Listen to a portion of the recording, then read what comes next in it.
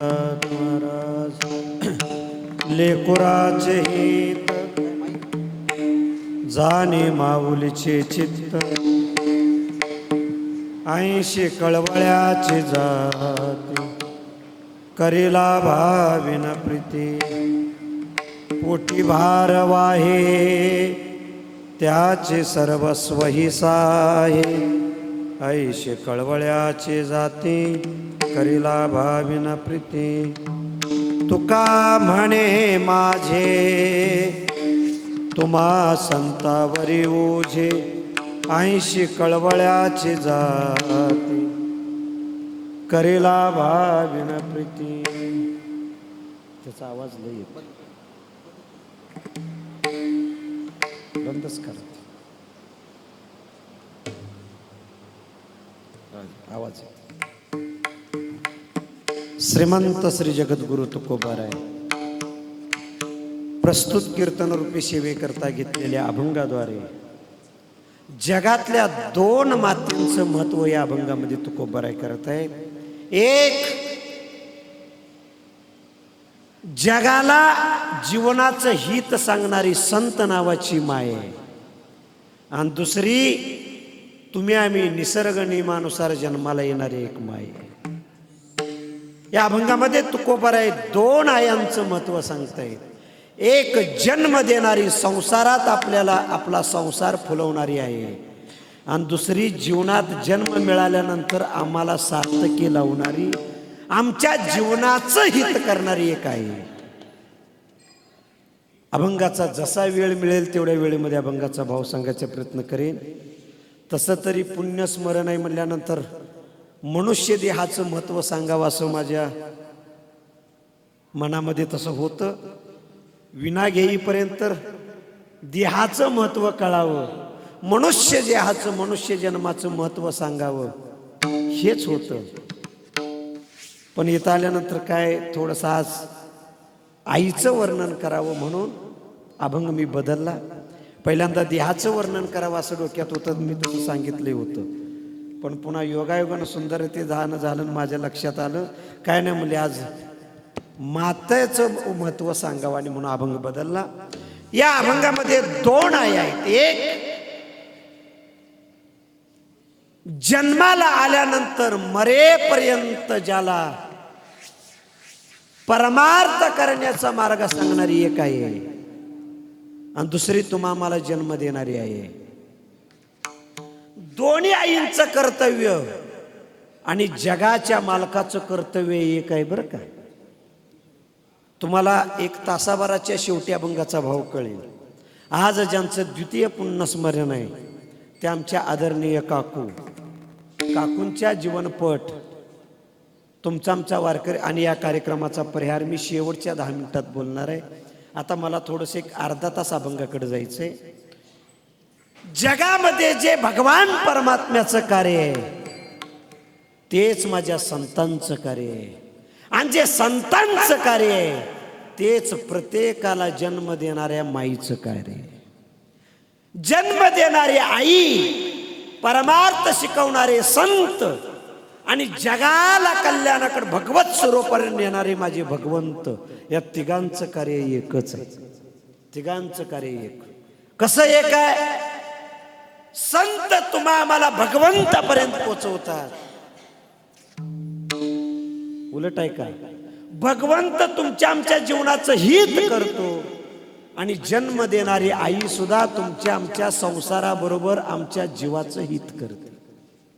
12व्या अध्यायामध्ये एक श्लोक आला, अनन्या चिंतयन्तो मां ये जना पर्युपासते तेषां नित्याभियुक्तानां योगक्षेम वहाम्यहम्.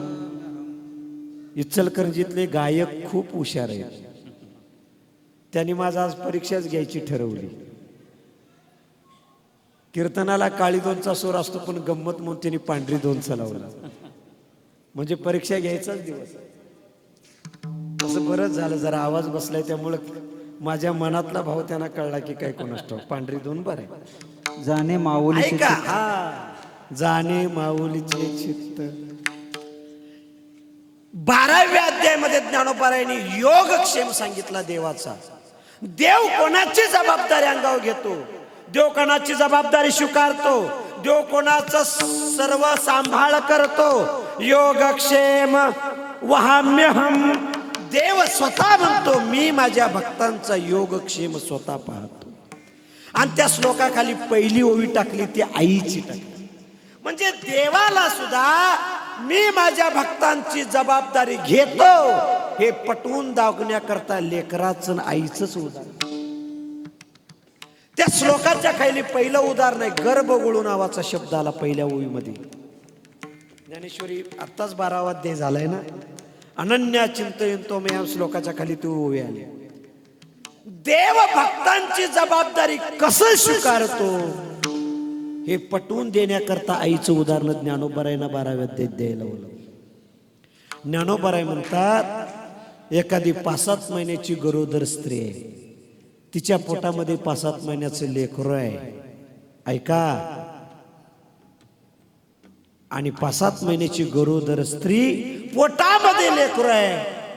ज्ञानोबारायांनी असं वर्णन केलं त्या आईच्या पोटामध्ये त्या बाळाला जे काही भगवंतानं निर्माण करून दिलेलं घर आहे, म्हणजे त्या मातेच्या पोटामधल्या पिशवीचा जो काय आकार आहे, त्या लेकराला राहण्याकरता जे काय आकार आहे, तेवढ्या व्यासामध्येच त्या लेकराला 9 महिने राहावं लागतं. किती महिने? 1 इंच सुद्धा त्या लेकराला 9 महिन्यामध्ये इकडं तिकडं पाय सुद्धा हलवता येत. 1 इंच सुद्धा. आईच्या पोटामध्ये त्याच्याकरता जो आकार आहे, जे घर आहे, जे व्यास आहे, त्या आकाराच्या बाहेर, व्यासाच्या बाहेर, घराच्या बाहेर 1 इंच सुद्धा हातपाय हलवता येत नाहीत. 1. नंबर 2, त्या आईच्या पोटामध्ये 9 महिन्यामध्ये त्या लेकराला 1 क्षण देखील देवानं स्वातंत्र्य दिलेलं नाही. जा तुझ्या मनाला वाटेल तसं या तासातली 2 मिनिटं जगून ये. अजिबात. ही ज्ञानेश्वरी बोलते बरं का. 1 क्षणाचं स्वातंत्र्य नाही. 9 महिन्यामध्ये 1 क्षण देखील मूल आपल्या मनासारखं जगता येत नाही. 1 इंच त्याला मागं पुढे हलता येत नाही. पण मोठी गंमत ही आहे, ज्ञानोबाराय म्हणतात तरी त्या पोटातल्या लेकराची आपल्या आईबद्दल अजिबात तक्रार नाही. ते मूल तक्रार करत नाही. का हो?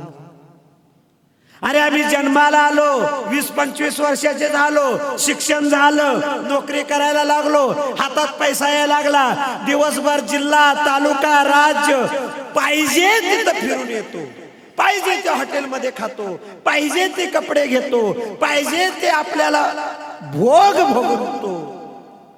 दिवसभर अख्खा तालुका फिरून येतो, तरी संध्याकाळी आमच्या आई बाबाबद्दल तक्रार आहे. माझ्या बाबांनी मला नवीन गाडी दिली नाही, आईनं पैसे दिले नाहीत, कपडे बरोबर नाहीत. अरे दिवसभर तुम्हाला फिरायचं स्वातंत्र्य आहे, धडधाकट शरीर आहे, पाहिजे तिथं जाऊ शकता, मागाल ते मिळतं, तरी आमच्या आई बापाबद्दल तक्रार आहे. पण पोटातल्या लेकराला 1 इंच इकडं तिकडं होता येत नाही, 1 क्षण त्याला मनासारखं जगता येत नाही, तरी त्याची आईबद्दल तक्रार. का? तर त्याचं वर्णन उत्तर सांगताना ज्ञानोबाराय म्हणतात पोटातलं बाळ असं सांगतं. पोटातल्या बाळाला शास्त्रकारांनी विचारलं का रे बाळा, आईबद्दल तुझी तक्रार का नाही? का तक्रार नाही?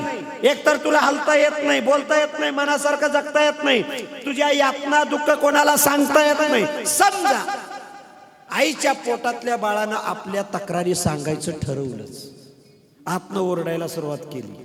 कोणाला आवाज जाईल? मला भूक लागली, मला तहान लागली, माझी माना उघडली, पाया उघडले, शरीर उघडलं, कोणालाही. मला गुदमरते, मला उष्णता होते, मला धगधग होते, कोणालाही आवाज जात. पण ते तक्रार करतच नाही, हा महत्वाचा मुद्दा आहे. का? तर त्या बाळानं शास्त्रकारांना गोड उत्तर दिलं. ते बाळ म्हणालं शास्त्रकारा हो, आईच्या पोटामध्ये मला तक्रार करायला आई संधी देत नाही, याचं कारण आहे कारण मला आईच्या पोटामध्ये ज्या काही यातना होतात, जे काय दुःख होतं, ते माझं दुःख मला कळायच्या अगोदर माझ्या आईला कळत. देव सुद्धा भक्तांचं रक्षण मी कसं करतो हे सांगण्याकरता आईचं उदाहरण.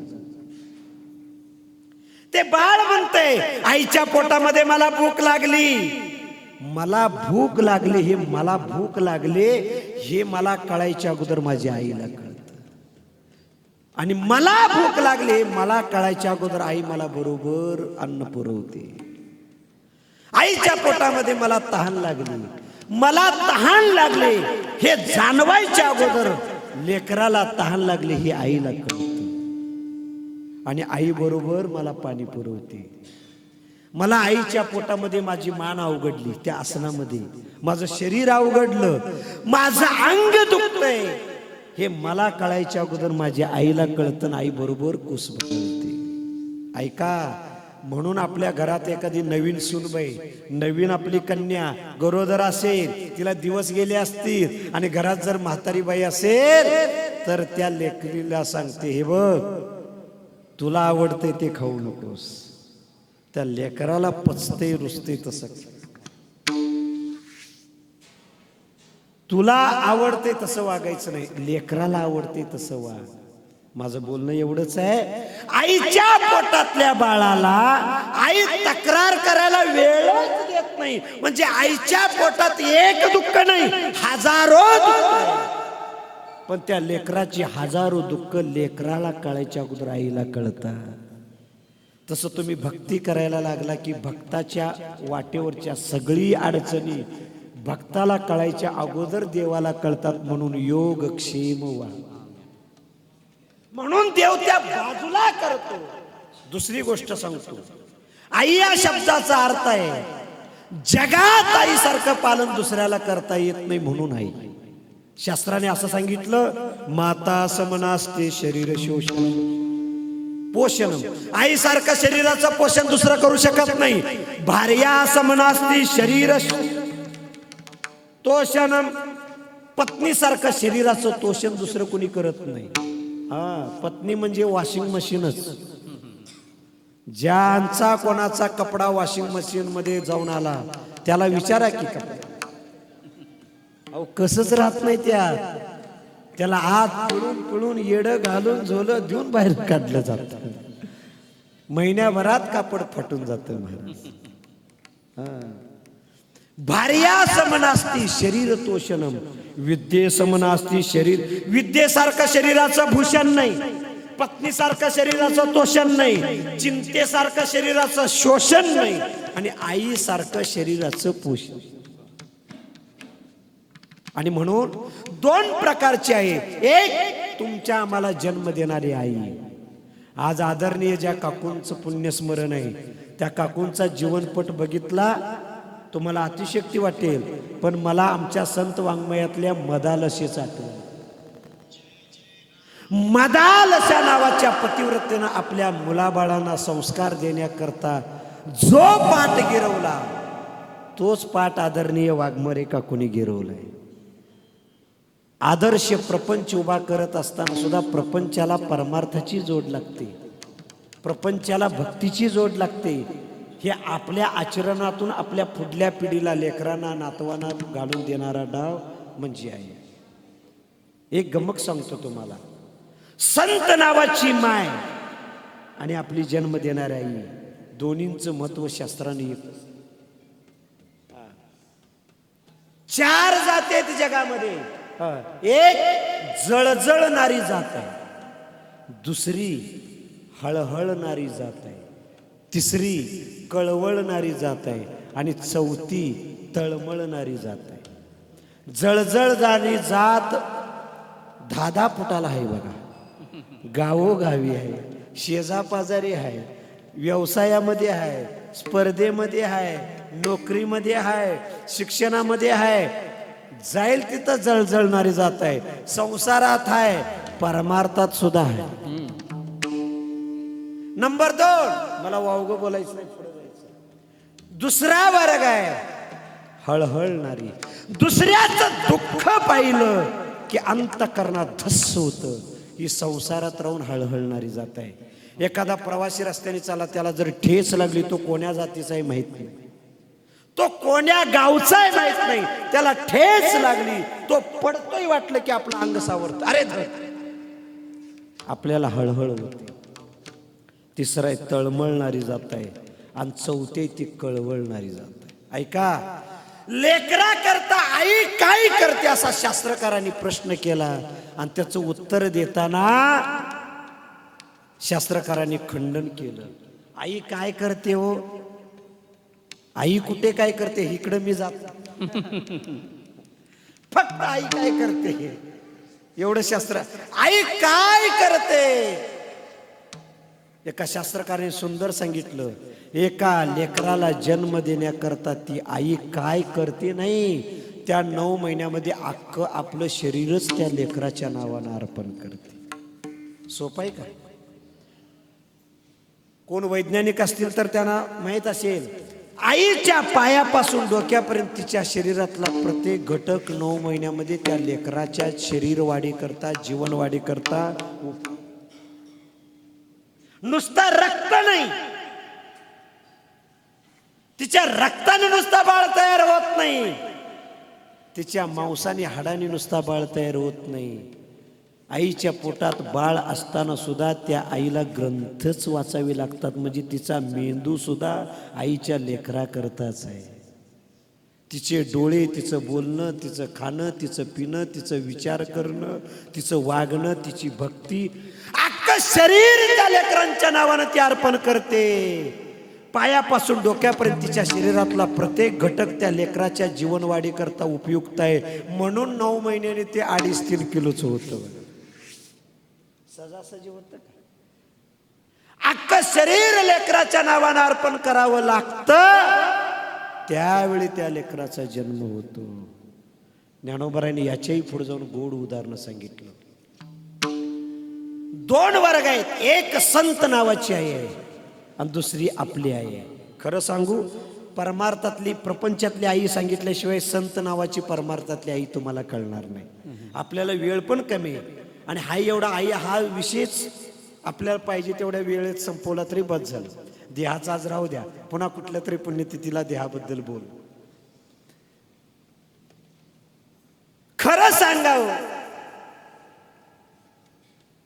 2 दुर्घटना आहेत. एक आमचं दुर्दैव आहे, संसारात आम्हाला आमची जन्म देणारी आई कळली नाही, आणि परमार्थात वारकरी असून भजन कीर्तन करत असून आम्हाला संत नावाची आई अजून कळली नाही. दोन्ही आई अजून कळल्या नाहीत महाराज, कळल्या नाहीत. कळणाराला शिवाजी राजाला हिरकणी नावाची आई कळली, पण लेकराला कळली. प्रसंग सांगत बसत नाही, तो इतिहास मला काढायचा आहे. आजही रायगडाच्या पाठीमागच्या बुरुजाला हिरकणीचा बुरुज म्हणून नाव आहे.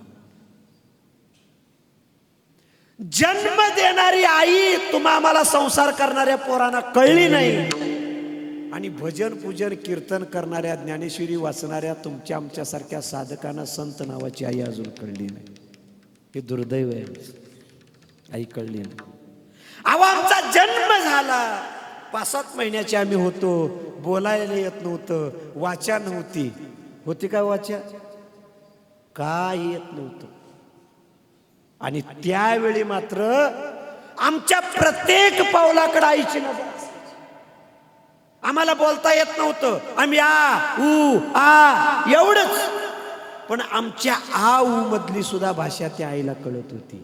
बाळानं आ केलं की आईला कळायचं, याला भूक लागले का, याला तहान लागले का, याचं डोकं दुखते का, याच्या पोटात दुखते का, याला झोप आले का, याला शी आले. आम्हाला भाषाचं ज्ञान नसताना, भाषा येत नसताना, बोलता येत नसताना, दुःख मांडता येत नसताना, आमच्या नुसता आ ऊ मध्ये आमची भाषा आईला कळत होती की नाही. आता त्याच आईला लकवा मारलाय, वाचा गेली. तुम्ही सकाळ सकाळी उठून लवकर आवरून ऑफिसला चाललेला असता, आणि ती खोलीतून तुम्हाला आऊ करते, जसं तुम्ही 5-7 महिन्याचे असताना करत होता. आमच्या आ मधलं तुमचा सगळा भाव आईला कळत होता. आई लगेच उचलून तुम्हाला जेवण दूध पाजायची, लगेच आंघोळ घालायची, लगेच तुमचं पोट दुखत असेल तर औषध पाणी करायची, झोप आली असेल तर पाळण्यात घालून झोका द्यायची. पण आज त्या आईची वाचा गेले, आज तिच्या आऊ मधलं बोलणं लेकराला समजत, तिची भाषा कळत नाही. कळते का हो? आम्ही लहान होतो, आईच्या अंगावर कुठेही गुळण्या टाकायचो, खांद्यावर, डोक्यावर, हातावर, पायावर, तिच्या लुगड्यावर, पदरावर, तिच्या तोंडावरती कुठेही गुळण्या करायचो. अरे आई गुळणी पुसत सुद्धा नव्हती. 2-2, 3-3 तास ती गुळणी अंगावर घेऊन तसंच काम करायचं. आणि दुसऱ्यांना सांगायचे, बघा शेजापाजारीने सांगायचं, माझ्या लेकराला घोटभर दूध पाजलं होतं, तेवढं पण त्यानं गुळणी. तशीच जेवायला बसायची. आमच्या गुळणीची तिला घाण वाटत नव्हती, आमची गुळणी तिला पचवत होती. पण त्याच आईला आता दमा लागलाय, कप भरतोय, उठायला येत नाही, बसायला येत नाही. अरे तुमचा सोन्यासारखा बंगला आहे, काचेसारखा बंगला आहे, तुमचं घर राड करावी त्याची अजिबात इच्छा नाही. तिला कप झालाय, बडकन नरड्यात अडकले. तिलाही वाटतं उठून जावं आणि घराच्या बाहेर जाऊन बडकं टाकावं. पंच प्राण एकवटून उठायचा प्रयत्न करते, पण हातपाय साथ देत नाही, तिला उठता येत नाही. बरं, उठता येत नाही म्हणून बिना बडकं थुकता ग बसावं, तर नरड्यात अडकलेला बडका तिला श्वासोश्वास घेऊ देत नाही. बसावं तर श्वासोश्वास, उठून बाहेर जाऊन बडका टाकावा तर पाय उठू देत नाहीत. आता तिचं खाकरणं मात्र तुम्हा आम्हाला सण होत नाही, आमच्या गुळण्या तिला सण होत होत्या. तिचं नुसता घरात खाकरणं सुद्धा आम्ही आमच्या मित्रांना सांगतो, काय म्हातारीनं खाकरून खाकरून बेजार. आम्हाला अजून संसारातली आई कळली नाही. आणि जर कळली, कधी कळली, आईच्या आऊ मधला भाषा जर तुम्हाला कळली, आईला बडका आला, आईला उठा येत नाही, आणि जर लेकरांना सांगितलं आई उठू नकोस, खाकर, आणि जर हात पुढा केला, थुक माझ्या हातावर, मी बाहेर नेऊन टाकतो, तर मात्र मग तुम्हाला आई कळली, तिची भाषा कळली. जरा पुढे आमचं एवढंच नाही हो, अनेक संतांचे प्रमाण आहेत. खरं सांगा हो, आम्ही लहान असताना 1-1 पाऊल 2-2 इंचाचा टाकत होतो. किती? 1-1 इंचाचा, पायाला पाय, पायाला पाय, पायाला पाय. मग आमचं चालणं बघून आई सुद्धा पायाला पाय इंचावरच पाऊलं टाकत होती. खरं सांगा, आईला चालता येत नव्हतं?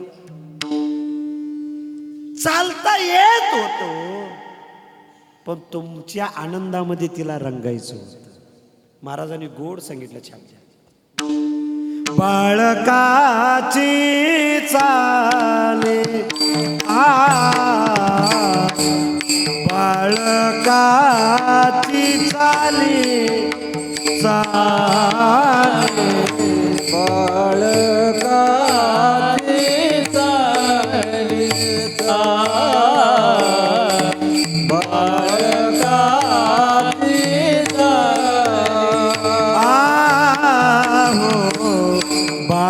बाळकाची चाली चाली, हरी हरी, बाळकाची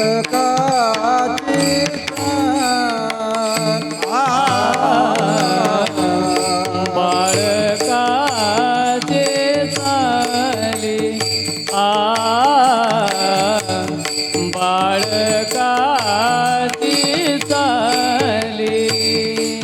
माता जाणून पाऊल घाली, माता जाणून पाऊल घाली, कैसे संत जगी, कैसे संत जगी, संत जगी, कैसे संत जगी. माता जाणून पाऊल घाली, माता जाणून पाऊल घाली. ओ तैसे संत जगी तैसे संत जगी जगी तैसे संत जगी बाळकाचे माता पाऊल घाली माता पाऊल घाली बाळकाचे झाली माता जाणून पाऊल घाली माता जाणून पाऊल घाली बाळकाचे झाली बाळकाचे झाली बाळकाचे झाली बाळकाचे झाली बाळकाचे झाली बाळकाचे झाली माता माता जाणून पाऊल घाली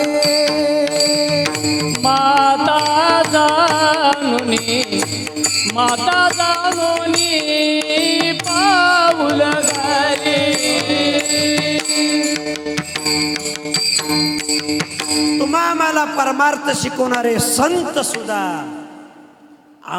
आम्हाला पचतय रुचतय त्या पद्धतीने आम्हाला उपदेश करतात आणि माय सुद्धा आपल्या लेकराला पचेल रुचेल तसं त्याचा संसार. खरं सांगू का, आईच्या लेकराच्या नात्यामध्ये असं का नातं, याचं एकच कारण आहे, कारण निस्वार्थी प्रेमाचं नातं म्हणजे मायाने लेकरू. बस, दुसरं उदाहरणच नाही. समाजातल्या प्रत्येक नात्यामध्ये स्वार्थ आहे, फक्त स्वार्थ नाही म्हणजे ते लेकराचं नाहीचं नातं आहे. निस्वार्थी प्रेम, निस्वार्थी प्रेम. कसं निस्वार्थी प्रेम? कुठलंही नातं काहीतरी स्वार्थ आहे. भावाचं नातं बहिणीबरोबर स्वार्थ आहे, पती पत्नीचं नातं स्वार्थ आहे, माय बापाचं नातं निस्वार्थ. बाकी सगळ्या नात्यात स्वार्थ आहे. जिथं स्वार्थ नाही ते एकच नातं फक्त माय बापांचं आहे. आणि म्हणून तुकोबाराय म्हणतात, लेकुराचे हित रात्रंदिवस तुका म्हणे माता वाहे तानुल्याची चिंता. रात्रंदिवस कोणाचा विचार. नाथरायनी भागवतामध्ये 4 वर्णन दिले, तेवढी सांगतो आणि आजचं ज्यांचं पुण्यस्मरण आहे त्यांच्याकडे येतो. जीवन कोणाचं असू द्या, धन्य जीवन कोणाचं आहे, नाथराय भागवतामध्ये 4 उदाहरणं सांगतात. ज्याचं जीवन झाडासारखं आहे, ज्याचं जीवन आईसारखं आहे, ज्याचं जीवन नदीसारखं आहे आणि ज्याचं जीवन फुलासारखं आहे, ही माणसं संसारात राहून सुद्धा धन्य. संसारातलं जीवन सांगतो.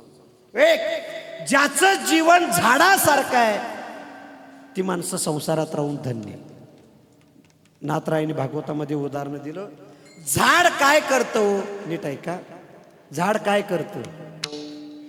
जमिनीतलं पाणी मुळावाटे शोषून घ्यायचं, आपल्या शरीरावाटे फांद्यांना पोचवायचं, फांद्यामध्ये कळीचा जन्म करायचा, कळीमध्ये फुलाचा जन्म करायचा, फुलामध्ये फळाचा जन्म करायचा, जन्म झालेलं फळ मोठं करायचं, मोठं झालेलं फळ पिकवायचं आणि फळ पिकलं की खाणारी माणसं त्याच झाडाला दगड मारतात. नुसतं दगड मारत नाहीत. बर, आमचा नेम पण एवढा चांगला, 10-15 दगड आम्ही पहिल्यांदा झाडाला चुकून सोळावा फळाला लागतो. चुकून म्हणतो, एवढे नेमबाज आम्ही.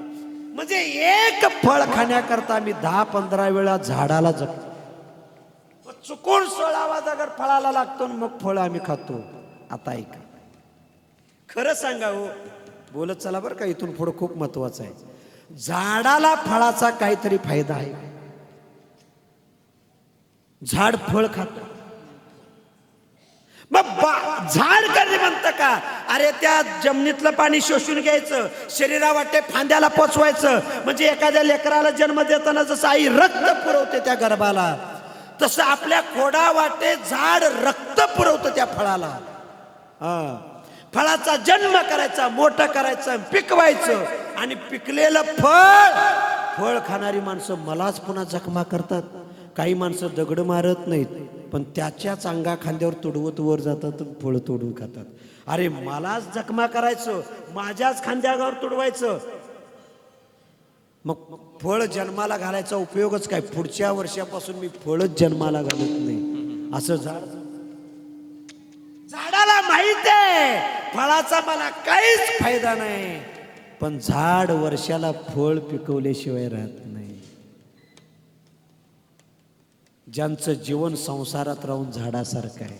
ऐका, मी ज्या घरात जन्माला आलो त्या घरातली सगळी, मला ज्या घरात दिलं त्या घरातली सगळी लेकरं बाळ, भाऊ बहिणी, आत्या नंदा जावा, सगळ्यांची झाडासारखी सेवा करायची. प्रत्येकाचं माझं कर्तव्य म्हणून प्रत्येकाचं पालन पोषण करायचं, सेवा करायची. कोणाकडून कसलीच माघारी अपेक्षा ठेवायची नाही. असं ज्यांचं जीवन झाडासारखं आहे ती माणसं संसारात राहून धन्य असतात. आज आदरणीय शोभा काकू त्याच जीवनपटातले एक आहे. दुसरा वर्ग, खरं सांगा, आईच्या दुधाचा फायदा आईला का बाळाला?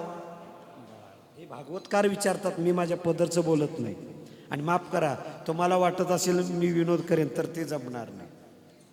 वेळच आपल्याला तासभर आहे, आणि तेवढ्या तासाभरामध्ये आज ज्यांचं पुण्यस्मरण आहे त्यांच्याबद्दलच आपल्याला बोलायचं आहे. तो विषय कळला तरी पाच झाला. आईच्या दुधाचा फायदा आईला का बाळाला? बाळा. आईला काहीच नाही. पण ऐका, ते मूर्ख बाळ, ज्या आईच्या दुधानं ते शरीर त्याचं सदृढ होणार आहे, ते आरोग्यवंत होणार आहे, ते बाळ मात्र संध्याकाळी डोळं झाकून झोपलं तर उठत सुद्धा नाही. ज्या दुधाची गरज बाळाला आहे त्याला त्याची किंमत नाही, ते उठत सुद्धा नाही. पण असं कधी झालंय का? बाळ झोपलं, सकाळपर्यंत उठलं नाही, म्हणून आई झोपली आणि सकाळी उठल्यावर सासूबाईला म्हणाले, आत्या रात्रभर बाळ अजिबात उठलं नाही, म्हणून माझी 5-7 तास निवांत झोप झाली बघा. असं झालंय का? असं होत नाही. बाळ जरी उठत नसलं, प्रत्येक 2-2 तासाला ती आई त्या लेकराला हलवून उठवते. नाही उठलं तर आई विचार करते, डोळं झाकलेलं असू द्यात काय, त्याचं तोंडात बोट घालून त्याचं तोंड उघडते आणि छातीला लावते. डोळे झाकून झोपणाऱ्या बाळाला सुद्धा रात्रीतून 2-2 तासाला असं 4-5 वेळेला उठवून पोट भरून पाजणारी आई. आईच्या दुधाचा फायदा बाळाला आहे, पण ती डोळं सुद्धा उघडते. आणि आई मात्र त्याच्याकरता रात्रभर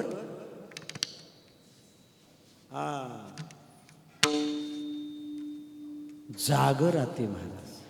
हे आईचं उदाहरण आहे. अजून पुढचं आहे का? तिसरं उदाहरण, फुलाच्या सुगंधाचा फायदा फुलाला का फुलाच्या अवतीभोवती येणाऱ्यांना? फुलाला. कोण म्हटलं फुलाला? फुलाला, फुलाच्या अवतीभोवती येणाऱ्याला.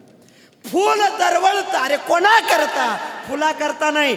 फुलाला त्याचा सुगंध घेता येत नाही, पण फुल कधी म्हणतं का, अरे मला माझ्या सुगंधाचा उपयोग करता येत नाही तर मी दरवळूच का? उद्यापासून मी दरवळणार नाही, अजिबात नाही. फुलाला त्याचा सुगंध घेता येत नाही, पण रात्रंदिवस दरवळत राहणं हा त्याचा. तसं संसारात काही माणसं झाडासारखं आपल्या घरातल्या लेकरा बाळांची, आपल्या पै पाहुण्यांची, आपल्या भावकीच्या लेकरांची, आपल्या भावकीतल्या माणसांची, ज्या गल्लीत राहिलो त्या गल्लीतल्या मुलाबाळांची, ज्या गावात राहिलो त्या गावांच्या दिनदुबळ्यांची, प्रत्येकाची कर्तव्य म्हणून झाडासारखी आईसारखी सेवा करत राहायचं. कोणाकडून कसलीच अपेक्षा करायची नाही. असं ज्यांचं जीवन आहे ते धन्य आहे. आदरणीय काकूंचं त्या श्रेणीतलं जीवन आहे. कोणाकडून कसलीच अपेक्षा करायचं नाही, प्रत्येकाचं कर्तव्य म्हणून सेवा करत राहायचं. आणि चौथा वर्ग आहे, नदीला नदीच्या पाण्यापासून काय उपयोग आहे? काही उपयोग नाही. पण नदी वाहनं बंद करते का? अजिबात बंद करत नाही. का? नदीला माहितीये मला माझ्या पाण्याचा काही उपयोग नाही, पण वाहत राहणं हे माझं कर्तव्य. फक्त वाहत राहणं. का? मी वाहत राहिलो तर दोन्ही तीराची पिकं हिरवीगार होती. मी वाहत राहिलो तर दोन्ही तीराच्या गावांना पाणी मिळेल, लेकरं बाळ पाणी पितील, मुलं बाळ पाणी पितील, जनावरं पाणी पितील. मी वाहत राहिले तर पाप करणारी माणसं आंघोळी करून पुनीत होत. मी वाहत राहिले, नुसता माझ्यापासून फायदा होईल, पण नवलायका माझा फायदा घेऊनच्या घेऊन ती गावं आपलं घाण पाणी पुन्हा माझ्या पोटात सोडतील. ते कोणी घ्यायचं? मीच घ्यायचं. हा, गावं तिचं पाणी घेतात, डबल फिल्टर करतात, मनसोक्त वापर करतात आणि पुन्हा ड्रेनेज वॉटर पुन्हा तिच्या. नदीने ठरवलं व्हायचंच नाही, नदीला अर्थ राहत नाही. नदीला पाण्यापासून काहीच फायदा नाही, पण नदी रात्रंदिवस वाहत राहते. फुलाला सुगंधाचा काहीच फायदा नाही, पण फुल रात्रंदिवस दरवळत राहतं. आईला स्वतःच्या दुधाचा काहीच फायदा नाही, पण रात्रंदिवस त्या लेकराला पाजत राहते, त्याचं शरीर वाढवत राहते, त्याला आरोग्य देत राहते, त्याला मोठं करते, त्याला तारुण्यात आणते. आणि झाडाला फळाचा काहीच फायदा नाही, पण रात्रंदिवस जर प्रत्येक वर्षी भर अन्न फळ देणे हे झाडाचं काम आहे. तसं ज्या आईचं आज काकूंचं द्वितीय स्मरण आहे, त्यांचं जीवन झाडासारखं आहे, फुलासारखं आहे, नदीसारखं आहे. आयुष्यभर आपल्या लेकराबाळांची, भाऊकीची, आपल्या पैपावण्यांची, आपल्यातल्या प्रत्येकांना हाताला धरून येत प्रत्येकांची सेवा करत राहिल्या. पण कोणाकडून कसलीच अपेक्षा न करणं हे संसारात राहून धन्यतेचं लक्षण आहे. दुसरा वर्ग धन्यते संसारी हा अभंग सगळ्यांच्या पाठांतरातला.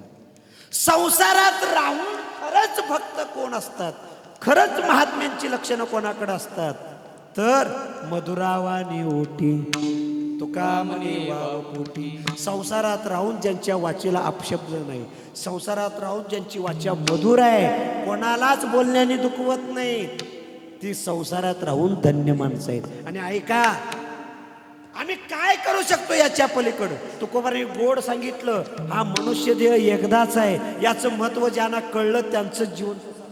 नाहीतर हल्ली प्रत्येक माणूस तक्रार करतो.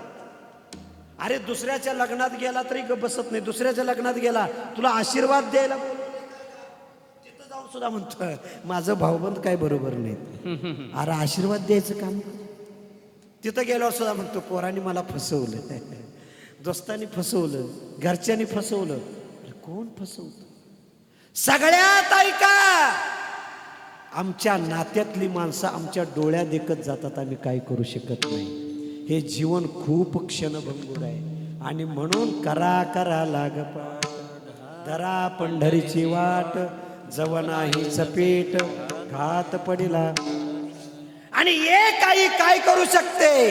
देवाकडून प्रसाद म्हणून देवच मागून घेऊ शकते. नीट ऐका, संसारातली माणसं का भजन पूजन करतात, का भक्ती करतात, त्याचं कारण आहे. आमच्या नामदेव महाराजांची आई गोणाई देवाची सेवा करते, नामदेव महाराजांचा सारखा प्रसाद मागून घेते. आईमध्ये काय ताकद आहे? देवासारखं लेकरू मागून घेण्याची. माझ्या कणकाईनं भगवंताची सेवा केली, तुकाराम महाराजांचा सारखा पुत्र प्रसाद म्हणून मागून, आईची ताकद आहे. देवच पोटाला जन्माला आणण्याची ताकद आपल्या आईकडे. माझ्या नामदेव महाराजांची आई गोणाई दामू शेट्टी बरोबर लग्न झालं. मराठवाड्यातले नरशिबामणी नाव गाव. लग्न झाल्यावर 2 वर्षात त्याने एक मुलगी झाली, तिचं नाव आऊबाई. पुन्हा 2-4 वर्षी गेली, लेकरूच नाही. नवऱ्याला म्हणाली गोणाई, दामू महाराज हे बघा आपल्याला मूल नाही, आता असू द्या, द्या आवाज कर. आपल्याला लेकरू नाही, आपण एक काम करू, आपलं दैवत पंढरपुरात राहतं, आपण पंढरपुरात जाऊ, काय जमेल ती त्याची सेवा करू, आणि दिलं तर पदरात लेकरू घेऊ. दामू शेट्टी, गोणाबाई आणि 2 वर्षाची ती आऊ मुक्काम पंढरपुरात आले. एक झोपडी घातली, जो पंढरपुरात राहायला लागले आणि पंढरपुरात राहून भगवंताच्या सेवेला सुरुवात केला. ऐका, नवरा बायको रात्री 2-2:30 वाजता उठायची. दामू शेट्टी आणि गोणाबाई डिस्क ताप, दगडावरती डिस्क ठेवायचं, पाणी तापवायचं, आंघोळी करायचं, 4 वाजता काकड्याला जायची. काकड्याला जाताना पुन्हा एक डिस्क पाणी चुलीवर ठेवायचं आणि काकड्याला जायचं. काकडा झाला की 6 वाजता परत यायचं, तोपर्यंत आरावरती पाणी तापलं, ते डिस्क उचलायचं, पळत देवळात जायचं. पुजारी काका या गरम पाण्याने देवाला आंघोळी घाला. लगेच फुलं आणून द्यायची पुजारीच्या काकाच्या हातात, लगेच गंध तयार करून द्यायचा. पूजा झाली की पळत पळत येऊन स्वयंपाक करायचा आणि 8 वाजता नवऱ्याकडून नैवेद्य द्यायचा. संध्याकाळी भजन. असं 6 वर्ष सेवा केली. 6 वर्षांनी एक दिवशी पहाटे काकडा संपला. ठरल्याप्रमाणे देवाचं दर्शन घ्यायचं आणि गरम पाणी देवाच्या आंघोळीला आणायला जायचं.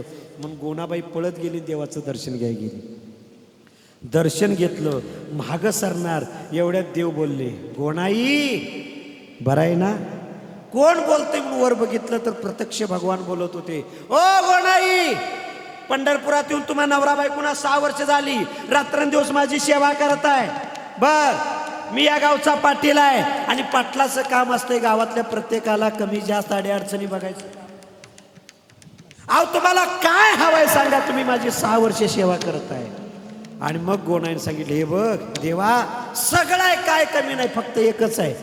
आम्ही जे भजन पूजनाला तुझ्या येतो ना, आता आम्ही पंढरपूर सोडून गावाकडे जाणार नाही, इथंच राहणार आहे.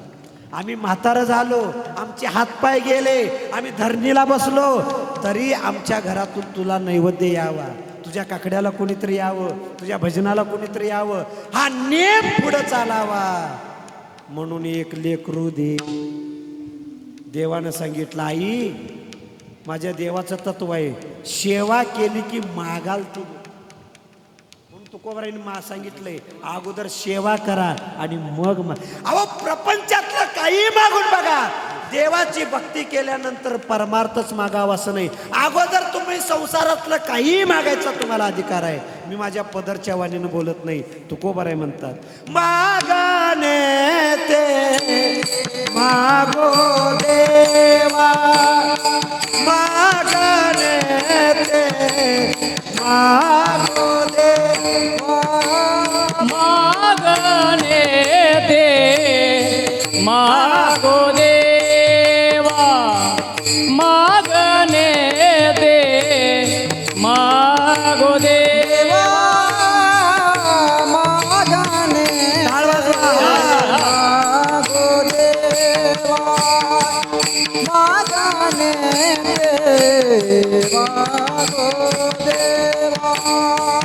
मागणे ते मागो देवा, मागणे ते मागो देवा. करू भक्ती त्याची सेवा, हरी हरी. करू भक्ती त्याची सेवा, काय उणे कया पाशी, काय उणे कया पाशी, काय उणे कया पाशी. करू भक्ती त्याची सेवा, करू भक्ती त्याची सेवा, काय उणे तया पाशी, काय उणे तया पाशी, काय उणे तया पाशी. मागणे ते मागो देवा, करू भक्ती त्याची सेवा, करू भक्ती त्याची सेवा, करू भक्ती त्याची सेवा. मागणे ते मागो देवा, करू भक्ती त्याची सेवा, करू भक्ती त्याची सेवा, करू भक्ती त्याची सेवा.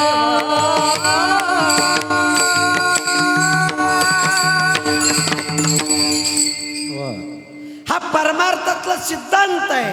तुम्ही सेवा केली की देवाकडे परमार्थातलंच मागावं असं नाही, संसारातलं सुद्धा मागता येतं. माझ्या गोणाईला सांगितलं देवानी, आई दिला जा मुलगा. महिन्याभरात दिवस गेले, 9 महिन्यांनी प्रसूत झाली, मुलगा जन्माला आला.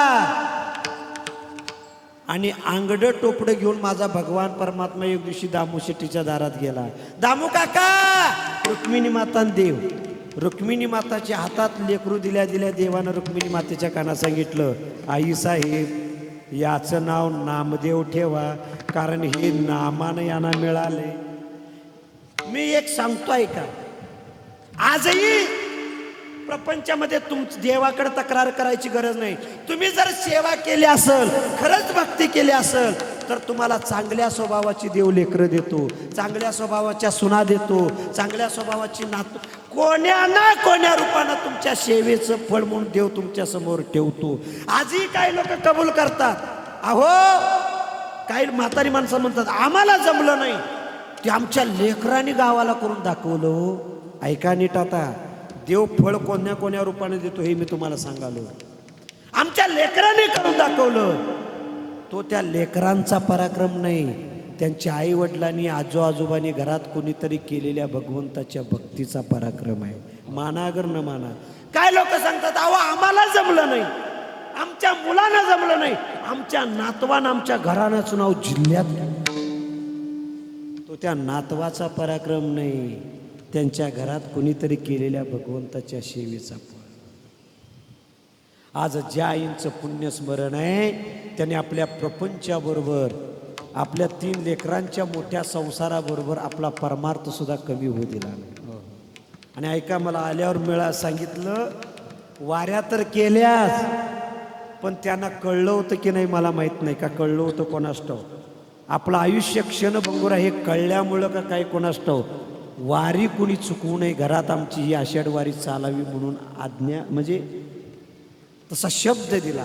मी अजून एक सांगतो, संसारातली आपली माणसं आपल्या डोळ्यात देखत निघून जातात, आपण काही करू शकत नाही. नाथराईने अशी उदाहरणं टाकली, अरे आपण परमार्थ करू अथवा संसार करू, आपण क्षणिक आहे. आपल्याला देहाचं स्वातंत्र्य नाही, पण मिळाल्यापासून देह जाईपर्यंतच्या मधल्या टप्प्यातलं कर्म करण्याचं स्वातंत्र्य मात्र आपल्याकडे. रामायणामध्ये असं सांगितलं, मनुष्य जन्म म्हणजे चौक आहे. चौक कळतो का तुम्हाला? चौक म्हणजे काय? जिथून 4 बाजूला रस्ते गेले त्याला काय म्हणायचं? चौक. फक्त मधलं भजनच देतो 2 मिनिटांना. आता वेळ नको, मधलं भजनच देतो आणि शेवट चालू. चौक कशाला म्हणायचं? चौकात उभारल्यानंतर समजा त्या चौकात उभारलेल्या माणसाच्या लक्षात आलं मला पूर्वेला जायचंय, कोण अडवणार आहे का? रस्ता तयार आहे. पुन्हा 2 मिनिटात निर्णय बदलला, नाही म्हणले पश्चिमेला जायचंय, पुन्हा रस्ता तयार आहे. पुन्हा निर्णय बदलला दक्षिणेला जायचंय, रस्ता तयार आहे. पुन्हा निर्णय बदलला उत्तरेला जायचंय, रस्ता तयार आहे. अरे त्याचं मन बदलेल तसं त्याला जाता येतं का? कारण तो कुठं उभा आहे? तो जर आड रानात उभारला असता त्याला म्हणेल तिकडं जाता येत नाही, जिकडं रस्ता आहे तिकडं गप गुमान जा. मनुष्य देह म्हणजे चौक आहे. तुम्हाला राम व्हायचं ठरवलं तरी होता येतं, आणि तुम्हाला रावण बनायचं ठरवलं तरी. जन्म आणि मरण आमच्या हातात नाही, पण मधला जो जीवन नावाचा टप्पा आहे त्यात साधना करण्याचं कर्म मात्र तुमच्या हातात आहे. ऐका, हे किती क्षणभंगुर आहे. बर, पुढच्या क्षणाचा भरवसा नाही हो. अहो बायकोनं फसवलं की लोक आत्महत्या करतात, पोराने फसवलं की पै पाहुण्याला सांगत फिरतात, भावकीनं फसवलं की कोर्टात धावा ठोकतात. अरे भावकी काय फसवते तुम्हाला? पोरं काय तुम्हाला फसवतात? सगळ्यात मोठा फसवा तुमच्या जवळ आहे, त्याचा विचार करा. अमक्यानं फसवलं, तमक्यानं फसवलं, नको त्याच्या वाऱ्याला लाता मारत बसू नका. सगळ्यात मोठा फसवा, घातकी, दगाबाज, अविश्वासू, धोकेबाज कोण आहे सांगू का? तुमचं शरीर आहे. तुमचं शरीर जेवढं तुम्हाला धोका देतं तेवढं या जगात दुसरं कोणी तुम्हाला फसवतं. सगळ्यात मोठा धोकेबाज, फसवा कोण आहे? माझ्या नातराईने सांगितलं. माझे नातराई पैठणमध्ये उभा होती आपल्या वाड्यासमोर. आपल्या वाड्यासमोर नातराई उभे आहेत आणि वाड्याच्या अंगणामध्ये काय धान्य पडलं होतं. एक पक्षी येऊन धान्य टिपायला लागला हो. नात राहायला त्या पक्षाचं सौंदर्य, ती पंख कसं हलवते, चोच कशी हलवतं, मान कशी हलवतं, पावलं कसं छोटे छोटे टाकतं, त्याचं सौंदर्य नातराय डोळ्यात घ्या. वा, काय देवाने याला सौंदर्य दिलंय या पक्षाला. तोपर्यंत ते धान्य टिपायला लागलं आणि टिपता टिपता भुरकन उडून गेलं. मग नातरांच्या लक्षात आलं, अरे घर माझं, वाडा माझा, अंगण माझं, अंगणात पडलेलं धान्य माझं. या पक्षानं येताना तर परवानगी काढावं का नाही, तुमच्या अंगणात पडलेलं धान्य खायला येऊ? काढाव की नाही परवानगी? काढली नाही. बरं राहू द्या, येताना नाही काढली, जाताना तरी तुमच्या दारातलं धान्य खाल्लो, पोट भरलं, येतो मी, असाच आशीर्वाद असू द्या किंवा आशीर्वाद देऊन जातो. परवानगी जाताना तरी. अहो, येताना पक्षानं परवानगी काढली नाही, जाताना परवानगी काढायचं राहू द्या हो, टाटा बाय बाय पण केलं, भुरकन उडून. नाथराय म्हणाले, अंगणात आलेला पक्षी जसं आपल्या डोळ्यात देखत भुरकन उडून जातो, आम्ही काही करू शकत नाही, तसं आमची रक्ताची माणसं आमच्या डोळ्यात देखत पक्षासारखी उडून जातात, आम्ही काय करू शकतो. महाराजांनी वर्णन सांगितलंय, पक्षी अंगणे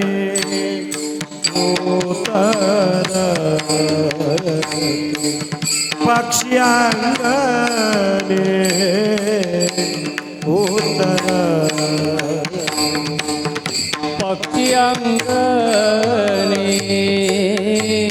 उतरती, पक्षी अंगणे उतरती, पक्षी अंगणे उतर, पक्षी अंगणे उतर,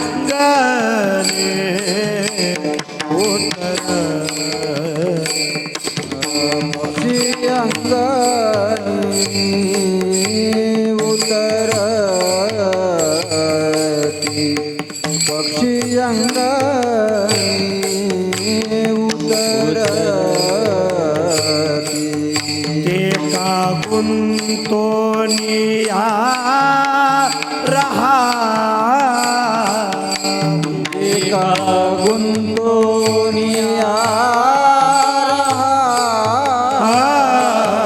ते का गुंतोनिया रहा,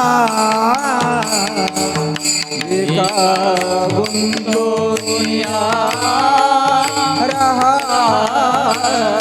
कैसे असा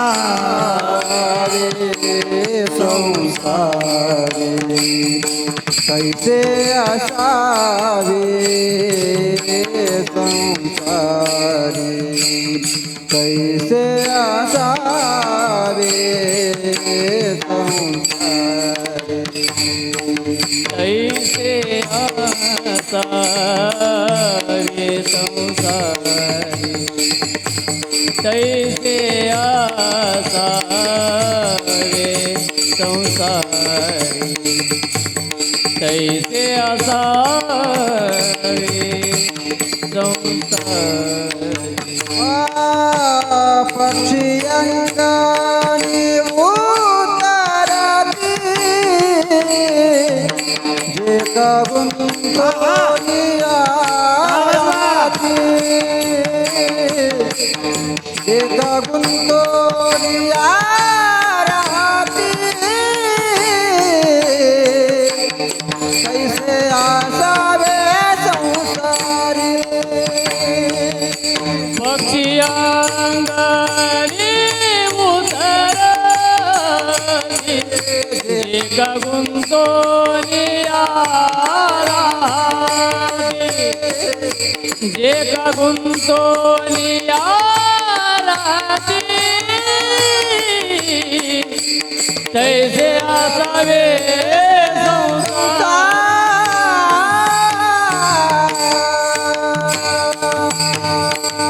अरे आपल्या तुमच्या आमच्या घरासमोर अंगणात आलेला पक्षी धान्य टिपता टिपता आम्हाला जाईल असं वाटत नसताना सुद्धा भुरकन उडून जातो.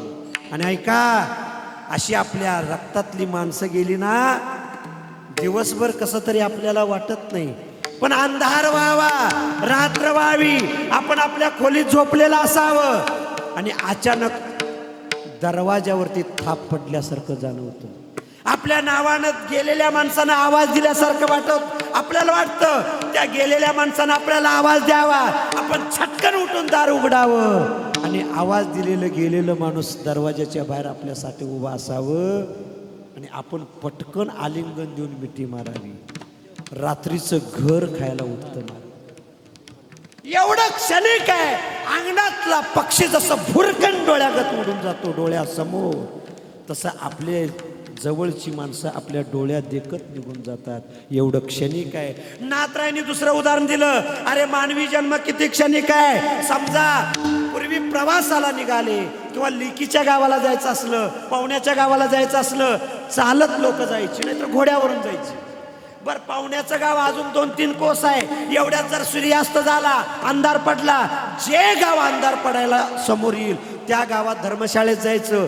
त्या गावातल्या पाटलाची ओळख करून घ्यायची, आपल्या गावच्या पाटलाची त्या गावच्या पाटलाला ओळख सांगायची आणि त्या पाटलाकडं राहण्याची व्यवस्था करून घ्यायची, मुक्काम करायची. प्रवासातला माणूस एका गावात मुक्काम केला, सकाळी उठला आणि निघाला. असं कधी झालंय का हो? अंधार पडला म्हणून मुक्काम केलेला माणूस सकाळी उठल्या उठल्या त्या गावातल्या ग्रामपंचायतीवरती आपला अधिकार सांगायला लागला. असं कसं होत नाही महाराज. अरे मुक्कामाला प्रवासी जसं सकाळी गाव सोडून निघून जातो, तसं तुमचं आमचं एखाद्या घरात, एखाद्या जातीत, एखाद्या कुळात, एखाद्याच्या नावावर, एखाद्या आडनावात, अमुकामकेच्या पोटी आमचा जो जन्म आहे तो प्रवाशानं प्रवासामध्ये एखादा केलेल्या मुक्कामासारखा. अंधार पडला म्हणून मुक्काम करावा आणि सकाळी सूर्य उगवला की गाव सोडून जावं. तुमचंच उदाहरण घ्या. पंढरपूरला तुमची कार्तिक वारीला दिंडी जाते. महाराज इथं बसलेत, मोठीच्या मोठी दिंडी असते. एका गावात तुमचा मुक्काम झाला, संध्याकाळी पंचपदी असते. पंचपदी चालू झाली, त्या गावातली पळत माणसं आली. वा, काय भजन गोड आहे. कुठली दिंडी? इचलकरंजीची. बर, कोणाची दिंडी? महाराजांची. आता हे सांगायची गरज नाही. इचलकरंजी पासून पंढरपूर पर्यंत कार्तिक वारीला सगळ्यात मोठी दिंडी कोणाची? आता काय कोणाला सांगायची गरज नाही. सगळ्या पंढरपुरापर्यंत सगळ्यांना माहिती इचलकरंजीची दिंडी. एवढं सुंदर भजन करता. मग असं करा, मी या गावचा पाटील आहे, त्या मुक्कामाचा माणूस आला, तुमचं भजन चांगलं आहे, 4 दिवस आमच्या गावात राहावा, तुमच्या राहण्याची, खाण्याची, कपडा लत्त्याची, जेवणाची सगळी व्यवस्था करतो.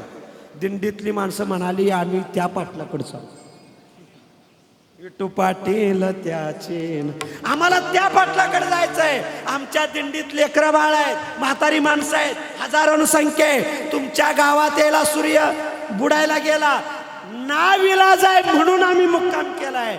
उद्या पहाटे 4 वाजता आम्ही तुमचं गाव. अरे मुक्कामाला आलेला माणूस जसं पहाटे ते गाव सोडून निघून जातो.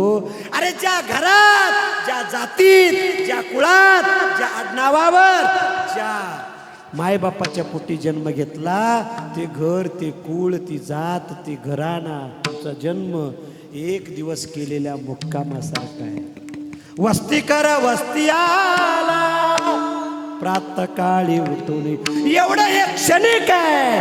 म्हणून महाराज म्हणतात, मिळालेल्या जन्मामध्ये लवकर साधनेला लागा.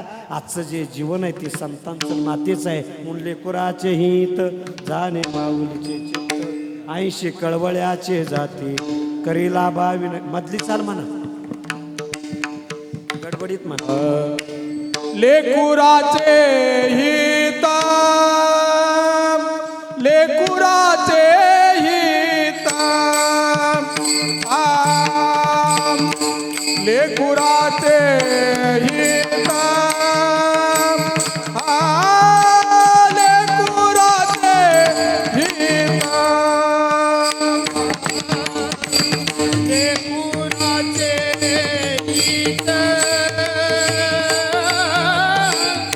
लेकुराचे हित, लेकुराचे हित,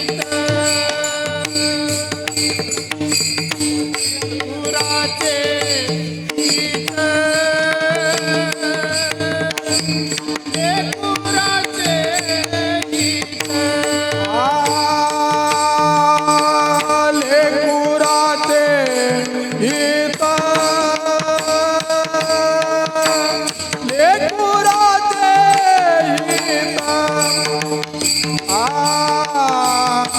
लेकुराचे हित लेकुराचे हित लेकुराचे हित लेकुराचे हित लेकुराचे हित लेकुराचे हित वाहे माऊलीचे तीत वाहे माऊलीचे तीत ऐशी कळवळ्याची दाती ऐशी कळवळ्याची दाती ऐशी कळवळ्याची दाती ऐशी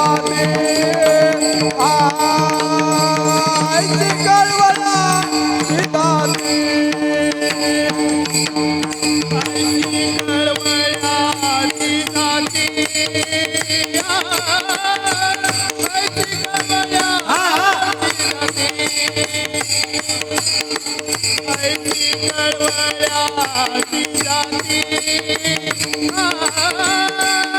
ऐशी कळवळ्याची दाती जाने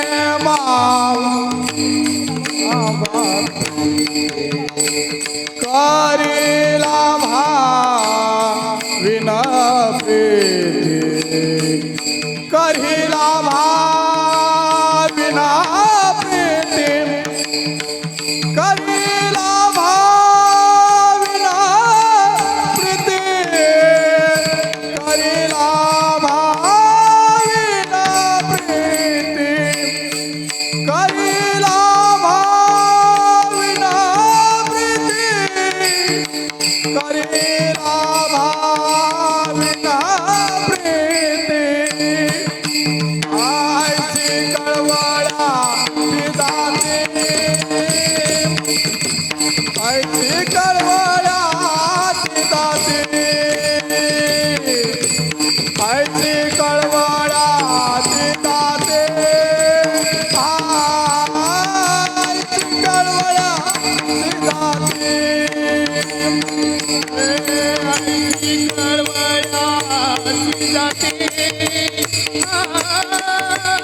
आईची कळवळा दाती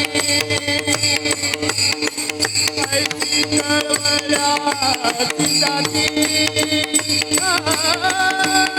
ऐशी कळवळ्याची दाती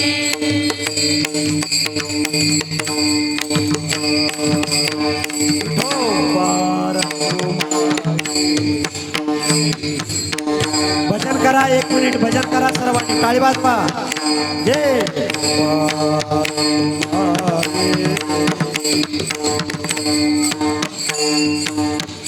हरे जय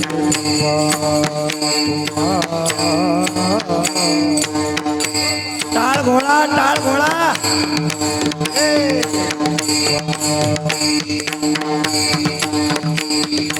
टाळ टाळ टाळ टाळ विठोब. शाबास. वजन वजन.